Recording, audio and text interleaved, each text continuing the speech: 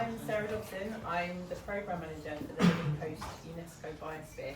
I'm just going to talk a little bit about the Biosphere and how it connects to all the work that you guys are doing, which is fantastic.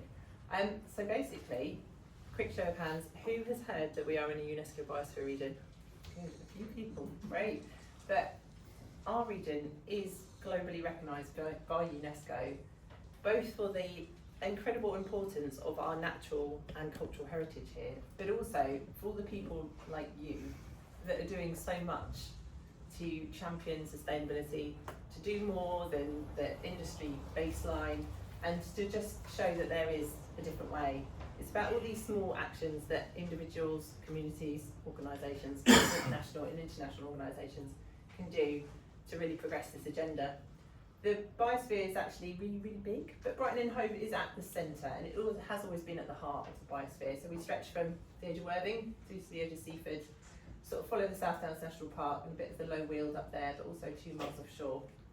So it's just an amazing thing to be part of. We are the only urban biosphere in the UK, so it's really, really special, and we're really lucky to have it. We've been designated since 2014, so we've just had our sort of 10-year anniversary, which is brilliant. You have to do a massive big quality control exercise with UNESCO to get that redesignation, so we did that a couple of years ago, but it's fantastic and something that all of you should feel ownership of and able to use in your marketing and how you talk about you, your business and the products you use as well. So just on that, some of the things that we do, we bring people together to network and partnership like this. Basically Biospheres are as much as a partnership as this sort of space-based designation as well. Brighton and Hove City Council are our lead partner and always have been, but it goes far beyond the local authority. We work with community groups, we work with big international and national organisations, but also lots of grassroots groups as well as businesses that are doing so much on the ground. One of our big sort of pushes that UNESCO asked us to do, and we are sitting under the sort of science programme of UNESCO, so it is about doing sort of research, sharing all that knowledge, but also the sort of bringing the grassroots stuff together as well. So having that platform to share the knowledge more widely and all the amazing stuff that's going, like the sustainability toolkit that you guys are all talking about. We also do quite a lot of project development and delivery, and one of the ones that I thought was probably most relevant as a pick up and takeaway for yourselves, a few years ago we did a big international sustainable tourism project called Biocultural Heritage Tourism, very snappy title, but what came out of it was lots and lots of resources that anyone can use that's in the biosphere, and one of them is this toolkit for businesses operating in the UNESCO Biosphere Reserve. So there's all sorts of marketing copy, images, videos that you can just pick up and use in your communications and marketing, just to show how you can really use that biosphere status to set yourselves apart. We also do a lot of strategy and policy work like David was talking about, and it's fantastic to hear the results from those surveys coming in of what you guys want, because we're also working on the other side, we're hearing from producers and also people in the supply chain, that they also want to be able to deliver more local food to people like yourselves. There is that crunch at the minute, but everyone's trying to work together to overcome that. So it'd be fantastic, maybe in a few years we can have a massive Sussex food hub.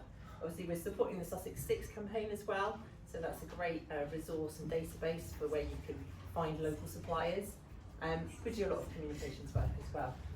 But what I'm really here to talk about today is fish. We're right here in the sea, which is brilliant, such an amazing location. And really it's just to share awareness. Some of our big names in fish are really, really being pushed to the edge.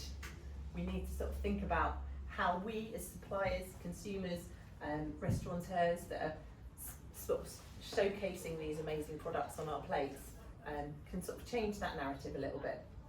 So scientific advice, particularly around North East Atlantic mackerel and North Sea cod, basically not to eat it currently.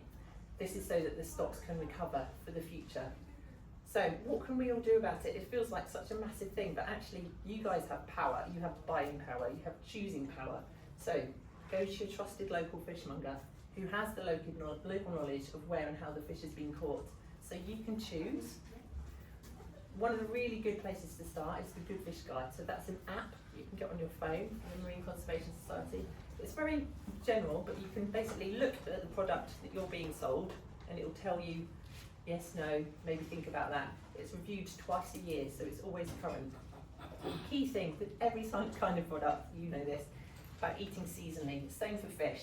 Different species do vary with the season.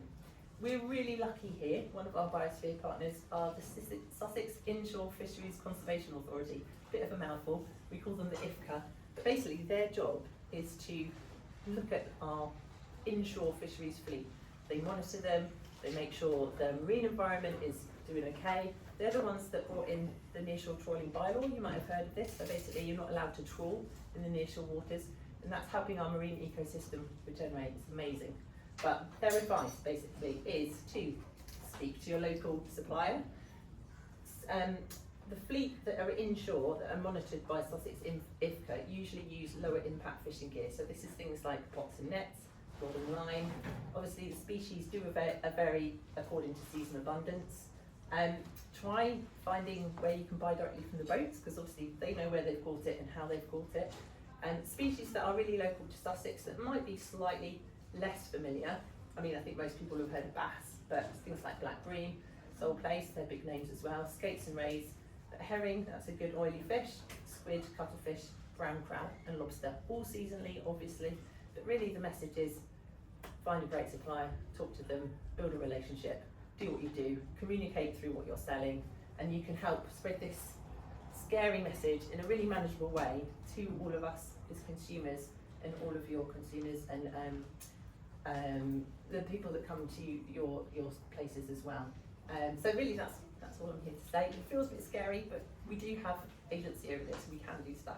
So thank you for giving me the opportunity.